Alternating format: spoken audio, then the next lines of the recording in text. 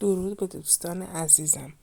امیدوارم که فیلم قبلی رو دیده باشین که در رابطه با درست کردن پیاز کاراملی بود، چون تو این برگر یکی از ارکان اصلیش پیاز کاراملی است که مزه فوق‌العاده به این اسمش برگر ما میده و این برگر رو که تو خونه درست کنین دیگه محاله از بیرون شما برگر دیگه یا بخرید یا بهتون مزه بده. ابتدا که در واقع حالا میریم برای درست کردنش، حالا من دارم در واقع به ترتیب به حالا گذاشتن برگر و پنیر و پیاز کاراملی و برگر دوم رو ما باید بذاریم. باز در واقع پنیر گودا و پیاز کاراملی همراه با بلوچیز، پنیر بلوچیز هم استفاده شده. اینم از به نهایت کار ما هستش. خروجی ابتدا گوشتو که درصد چربیش باید 20 به 80 باشه، یعنی 80% گوشت و 20% چربی.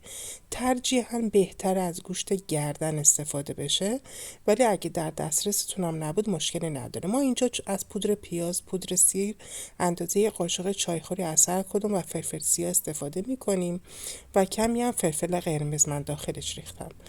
چون پیاز نداره ترجیحاً از پودر پیاز هر کدوم به اندازه قاشق چایخوری استفاده بشه و اینا رو محکم میزنیم. گوشت رو محکم میزنیم تا حالت پوک پیدا کنه گوشت ما، یعنی گوشت ما مقداری سبک بشه در دستمون.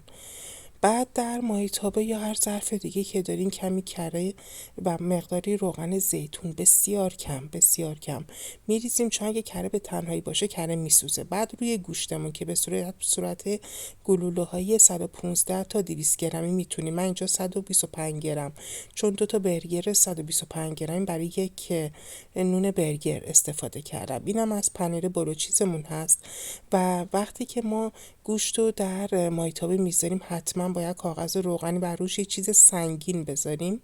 حالا در جایی که درست میکنم به صورت حرفه دستگاه خاص خودشونو دارن. و بعد از که اون درست شد میایم سراغ درست کردن سسمون. اینجا سسمون یک قاشق غذاخوری سس مایونز میخواد، یک قاشق در واقع چایخوری خردل و خیارشور رنده شده، کمی شیوه نمک و فلفل سیاه و با هم قاطی میکنیم. اینجا هم که در واقع برای قسمت دوم برگرمون یه مقدار پیازی که کارامل نشده روش میذاریم و در واقع گرین میکنیم. اینم از نونامون هست. سس روش میمالیم و سپس برگر و پنیرامون و پنیر بلوچیز تو تصویرم نشون داده شد که پنیر بلوچیز استفاده شده. ترجیحاً استفاده کنیم، به نظر من مزه رو فوق العاده متمایز و خوشمزه میکنه.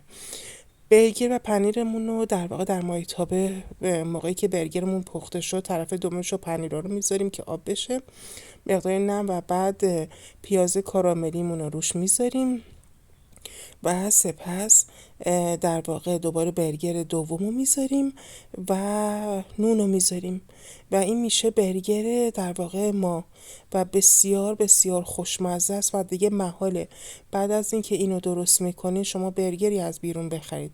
اینقدر که خوشمزه است، بسیار لذیذ و خوشمزه. تقدیم نگاه زیبایتون.